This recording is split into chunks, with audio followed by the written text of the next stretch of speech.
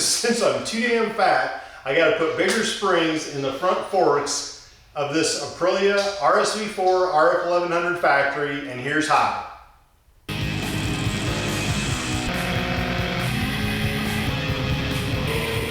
There's a number stamped in the casting right inside this piece. I need to find out what that number is so that I can make sure I'm getting the right springs, the right parts, and all that. With the camera on flash, I'm gonna now try to get up under that fender enough to get an angle in there where I can see that casting and get the number off of it.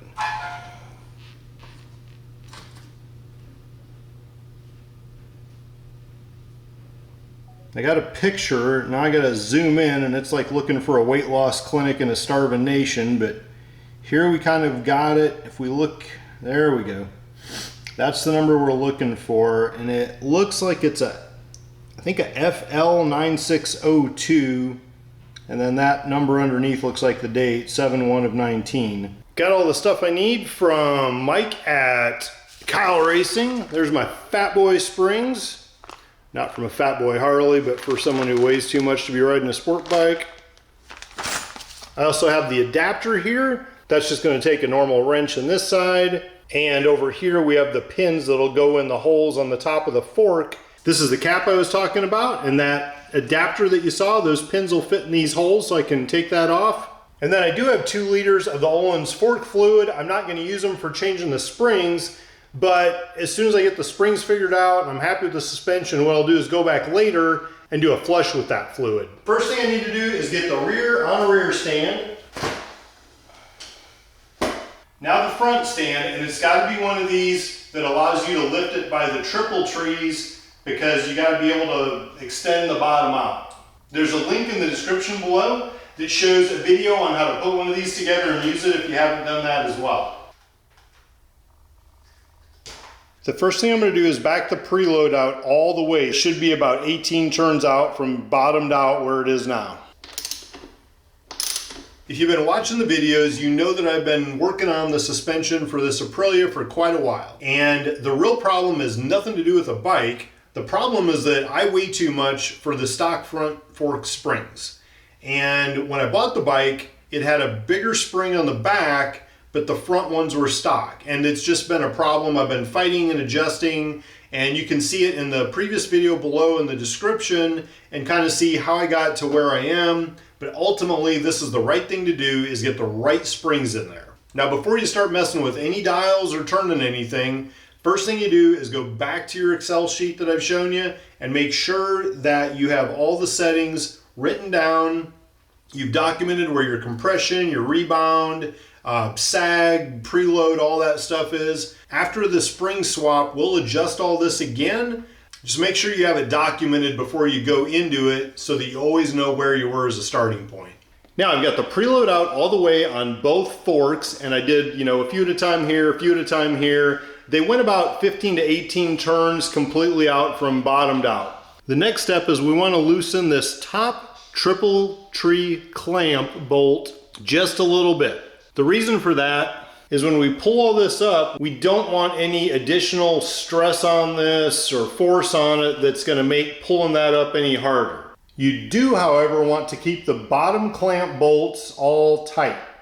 This fork is not your favorite stripper. You don't want to see it spinning. You just want to see it sit still and hold it perfectly tight.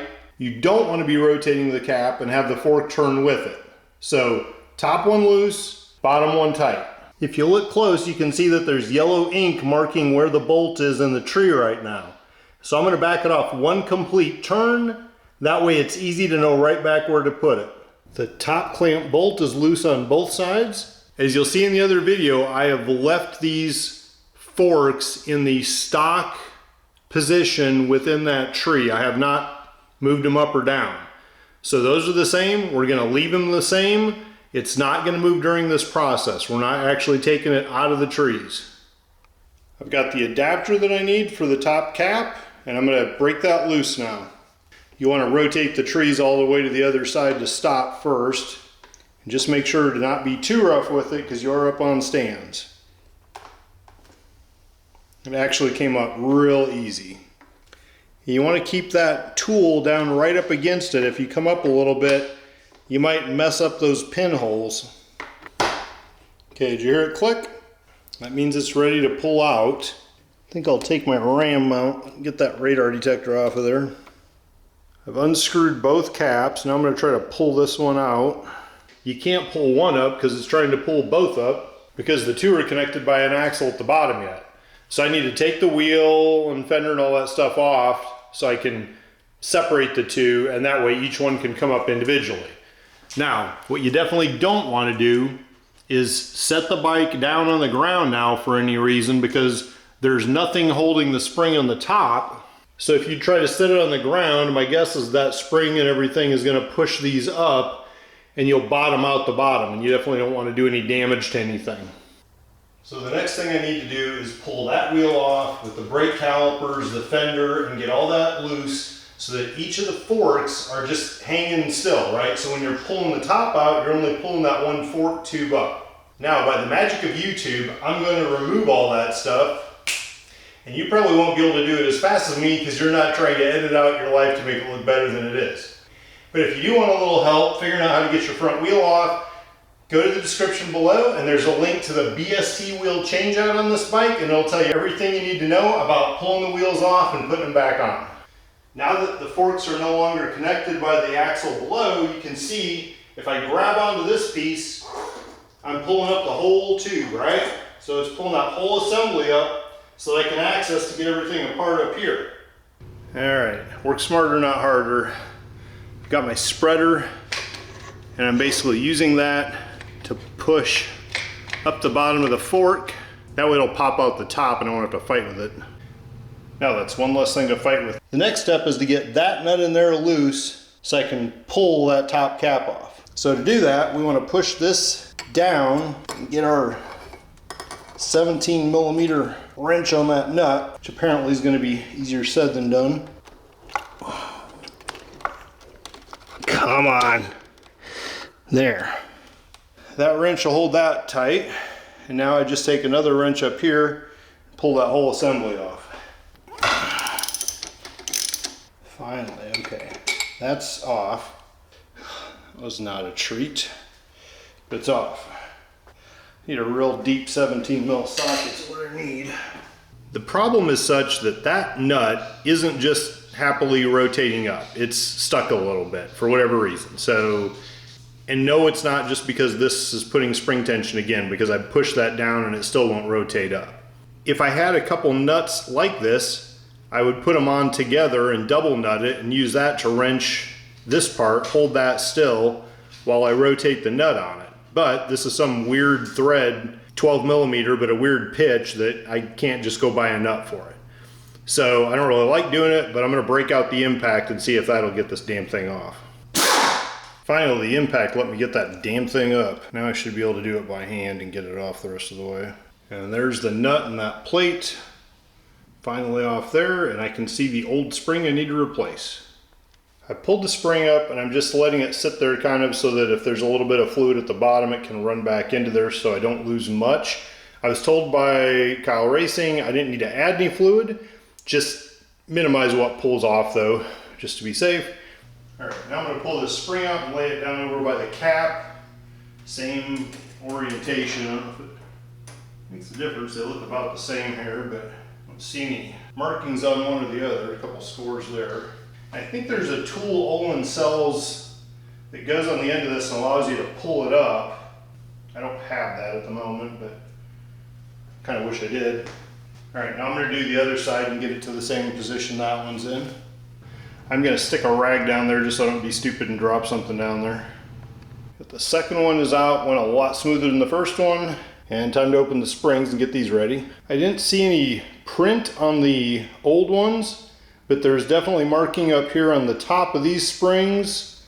So per the Ohlins manual, I will put them in with that facing up. So what I'm going to do is pull that rod up, drop the spring down, and then put the spring capture or whatever spring plate on there and the nut, see if I can get all that done in one fell swoop. Now I still have the bottom propped up so it's up closer to the top. This is as far as it'll go. Let's see if I'm this quick or not. Come on, go. Now that's interesting. No comments about tool being too short for the job. I'm gonna try this once more.